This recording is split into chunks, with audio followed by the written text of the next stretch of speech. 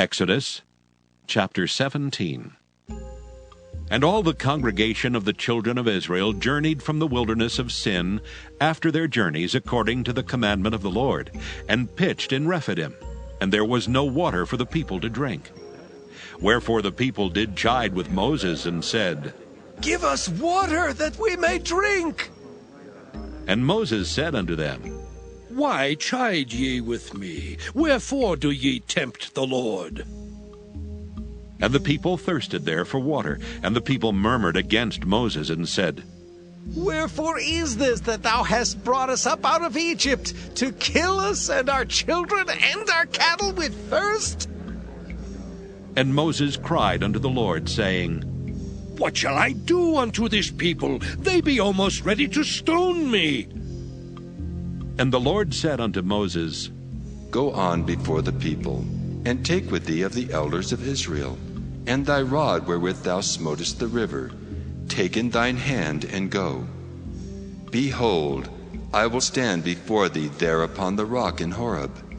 And thou shalt smite the rock, and there shall come water out of it, that the people may drink. And Moses did so in the sight of the elders of Israel. And he called the name of the place Massah and Meribah, because of the chiding of the children of Israel, and because they tempted the Lord, saying, Is the Lord among us or not?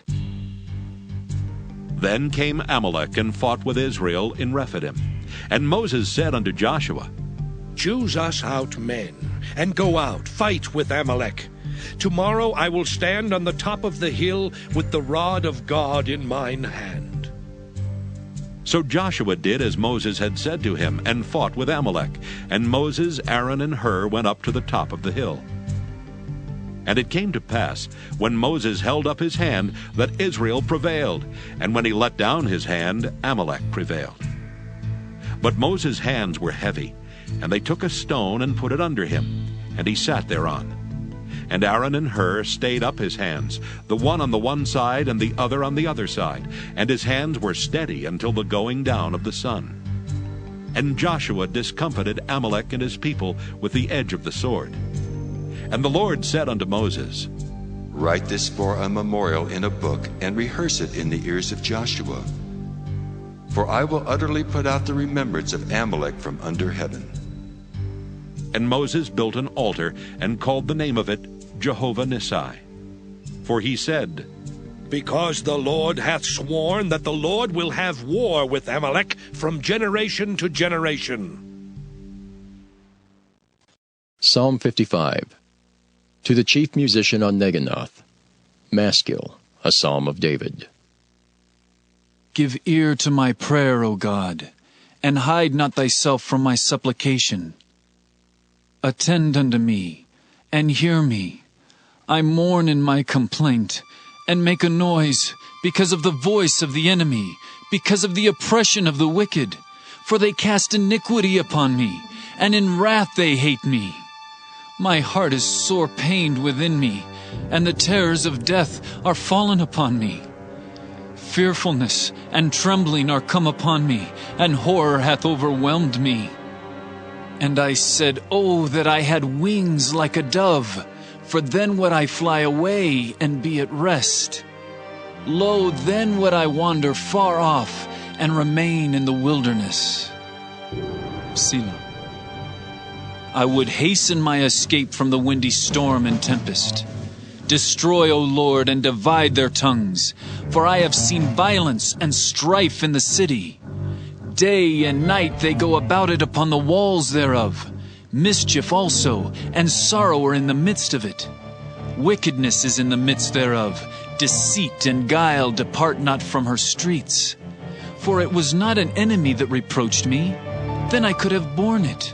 Neither was it he that hated me that did magnify himself against me. Then I would have hid myself from him.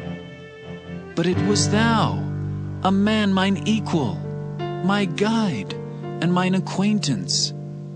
We took sweet counsel together, and walked unto the house of God in company.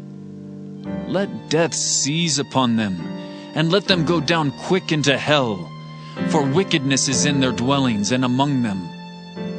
As for me, I will call upon God, and the Lord shall save me. Evening and morning and at noon will I pray, and cry aloud, and he shall hear my voice. He hath delivered my soul in peace from the battle that was against me, for there were many with me. God shall hear and afflict them, even he that abideth of old. Selah. Because they have no changes, therefore they fear not God. He hath put forth his hand against such as be at peace with him. He hath broken his covenant. The words of his mouth were smoother than butter, but war was in his heart. His words were softer than oil, yet were they drawn swords. Cast thy burden upon the Lord, and he shall sustain thee. He shall never suffer the righteous to be moved. But thou, O God, shalt bring them down into the pit of destruction. Bloody and deceitful men shall not live out half their days. But I will trust in thee. Acts 9. And it came to pass, as Peter passed throughout all quarters, he came down also to the saints which dwelt at Lydda. And there he found a certain man named Aeneas, which had kept his bed 8 years, and was sick of the palsy. And Peter said unto him, Aeneas, Jesus Christ maketh thee whole. Arise, and make thy bed. And he arose immediately. And all that dwelt at Lydda and Saron saw him, and turned to the Lord. Now there was at Joppa a certain disciple named Tabitha, which by interpretation is called Dorcas. This woman was full of good works and alms deeds which she did. And it came to pass in those days that she was sick and died, whom, when they had washed, they laid her in an upper chamber. And forasmuch as Lydda was nigh to Joppa, and the disciples had heard that Peter was there, they sent unto him 2 men, desiring him that he would not delay to come to them. Then Peter arose and went with them. When he was come, they brought him into the upper chamber, and all the widows stood by him weeping and showing the coats and garments which Dorcas made while she was with them. But Peter put them all forth, and kneeled down and prayed, and turning him to the body said, Tabitha, arise. And she opened her eyes, and when she saw Peter, she sat up.